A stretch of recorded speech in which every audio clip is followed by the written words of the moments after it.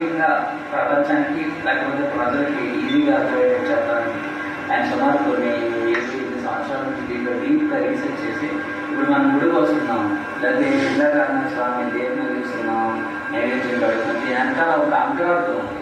ఆ అంతరార్థానికి ఏ విధంగా తెలియజేస్తారు. మనం గుడిని గుడికి వచ్చే పరమేశ్వరం జ్ఞానం చేసి అనుకుంటున్నాం వచ్చేసారు, కానీ దీని వెనకాల బోర్డు అంత డెప్త్ సైన్స్ ఉంది. దీని వెనకాల చాలా జ్ఞానం ఉంది. ఆ జ్ఞానం గురించి లోతుగా ఆయన పరిశోధన చేశారు. కొన్ని సంవత్సరాలుగా అయితే కొన్ని మిషన్స్ ఉన్నాయి. మీలో ప్రాణశక్తి ఉందా లేదా, మీలో చైతన్యం ఉందా లేదా, మీలో పొద్దున్న శక్తి చదవలేదా లేదా, మనిషి తెలిసిపోతుంది. ఇప్పుడు తెలియదు, నిన్నాళ్ళలో మాటల ద్వారానే తెలుసుకున్నాడు, కానీ ఇప్పుడు మాటలు అవసరం లేదు. మాస్టర్ దగ్గర ఉన్న కొన్ని పరికరాల ద్వారా అక్కడ శక్తి ఉందా లేదా, లేకపోతే మీలో చైతన్యం ఉందా లేదా, ఇవన్నీ ఆయన తెలుసుకోవాలి. మన పూర్వం ఏంటి, వాళ్ళు ధ్యానం చేసి వాళ్ళు ఎవరైనా చూసి మూడో తనతో చెప్పారు, కానీ మాస్టర్ మూడో తను కాకుండా ఆయన దగ్గర ఒక శక్తి ఉంది. ఆ శక్తి ద్వారా మీలో ఉన్న చైతన్యానికి అప్పుడు ప్రదేశాల్లో ఉన్న చైతన్యాన్ని చూస్తారు. అసలు దేవుడు ఉన్నాడు, కొన్ని చోట్ల ఉండడు, గుడి ఉంటుంది, శక్తి ఉండదు. వీళ్ళు కూడా లాభం ఉండదు. ఎక్కడ ఉంటాం పోతూ ఉంటే ఏమవుతుందో తెలియదు. కొన్ని చోట్ల ఇల్లు లేకపోతే వెళ్తూ ఉంటే ఒక ప్రశాంతమైన స్థితి వచ్చేస్తుంది. కొన్ని రోజులుగా తను గుడి ఏర్పడుతుంది. దాని యొక్క మూలాన్ని ఆయన శాస్త్రీయంగా మీకు వివరిస్తారు. ఒకసేపు టైంలో వినండి, సరించండి. ఎందుకంటే ఏమన్నా రావచ్చు, ఈశ్వరన్నా రావచ్చు, మాస్టర్ చదువులే కళను అనుకోకుండా జంతువులకు రావడం, వ్యక్తిగత ప్రదేశాలు చూడడం అని. సో ఆయన రావడం మనకు అదృష్టం అండి. సో ఆయన మీకు కొద్ది నిమిషాలు కూడా దాని యొక్క డెప్త్, దాని యొక్క లోపల అంతరార్థం చెప్తారు. వినండి, వీలైతే సద్వినియోగం చేసుకోండి.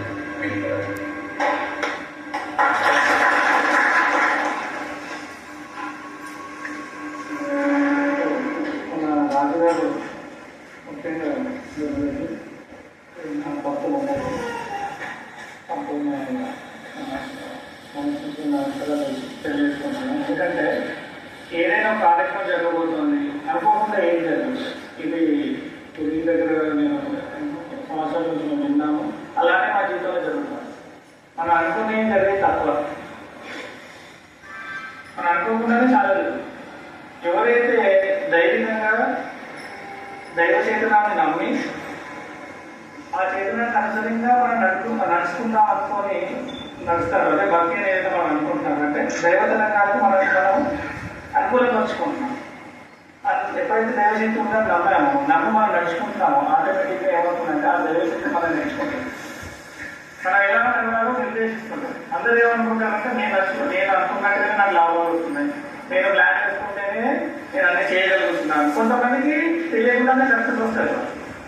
నేను అనుకుంటేనే వచ్చినా అనుకుంటాను, కానీ అట్లాంటి వాళ్ళు కూడా వాళ్ళ జీవితంలో ఎన్నట్టుగా రోజు తెలుసుకుంటారు. అంటే మనం అనుకున్నదే అందరికీ జరగట్లేదు, ఏదో ఒక శక్తి జరుగుతుంది.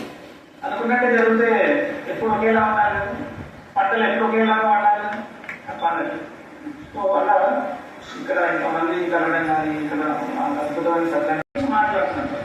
మేము అనుకుంటున్నామండి, మేము చెయ్యాలి ఆయన వాయిస్లో ఆయన కళ్ళలో ఒక తపన అది తెలిసిపోతా ఉంది. మార్నింగ్ మేము వచ్చి చూసాము. వారు ఏమన్నారంటే ఆల్రెడీ కొంతమంది కోలుకో ఉన్నాము, ఇలా మాకు సంతకం వచ్చినాం. అయితే వాళ్ళతో కూడా నేను మాట్లాడినప్పుడు చూస్తే ఇది ఒక రకమైన నాటకం ఉంది. ఈ దైవాన్ని నిర్ణయించింది.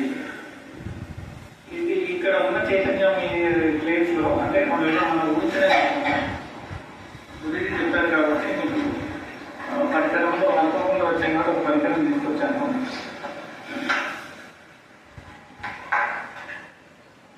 సో ఇది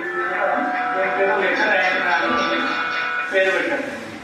జర్మనీలో ఎన్ఎస్ లెక్కర్ అనే శాస్త్రవేత్త వాళ్ళకి అంటే మనకంటే ఎక్కువ ఈ మధ్యకాలంలో సైన్స్ ఇవన్నీ వచ్చేసి మనము గుడ్డిగా అయిపోయి వేరే వాళ్ళు చెప్పడం నమ్మడం మొదలు.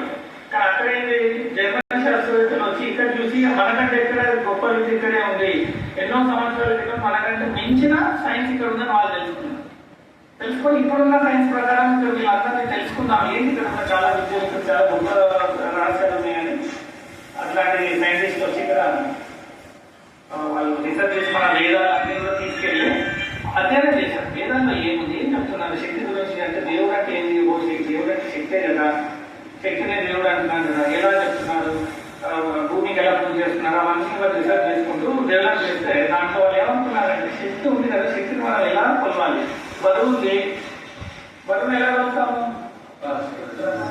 అదే కేజీ కిలో గ్రాములు ఎలా కొలుస్తారు, నీళ్ళని లీటర్ అని చెప్పాలి. మనం గణించాలి గణనం లేదు. అందుకే వైదిక విద్య భారతదేశంలో వైదిక విద్య ఈ శక్తి తరంగాలు దివ్యత్వానికి ఏదో కొంత అది లేకనే ఊహతోనే ఉన్నప్పుడు మూఢనమ్మకం అనుకుంటాను, కానీ కాదు. శక్తి తరంగాలు ఉన్నాయి, విశ్వ తరంగాలు ఉన్నాయి, భూమి కూడా తరంగా ఉంది. సో సైన్స్ కూడా అదే చెప్తుంది, ఇప్పుడు వైదిక విజ్ఞానం అదే చెప్తుంటే వాళ్ళు బాగా గ్రహించారు. ఇప్పుడు గ్రహించి దీని కూడా మనం ధరించుతామని చేసే ప్రయత్నాల్లో ఇట్లాంటి ఒకటి కనుక్కున్నారు అన్నమాట. సో పూర్వం నీళ్ళు వేయాలనుకోండి, బోర్లు వేసేది ఎలా కనుక్కునే వాళ్ళు, ఎక్కడ వేయాలి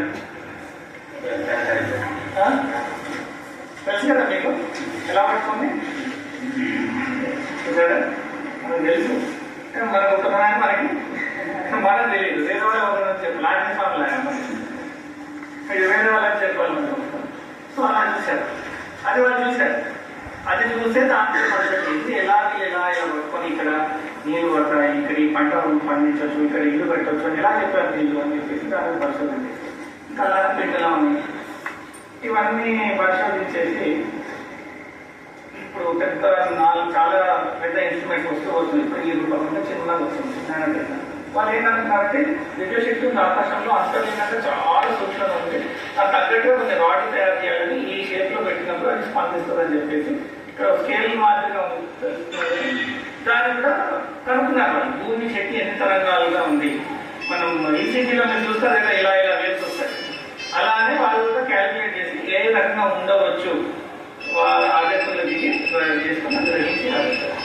సో ఒక స్థలానికి వెళ్ళినప్పుడు, ఇంటికి వెళ్ళినప్పుడు భూమి తరంగాలు ఎంత ఉండాలి, అక్కడే ఇల్లు పెట్టుకోవాలి. మరి ఇల్లు కట్టుకున్నట్టు భూమి తరంగాలు వెళ్ళి భూమి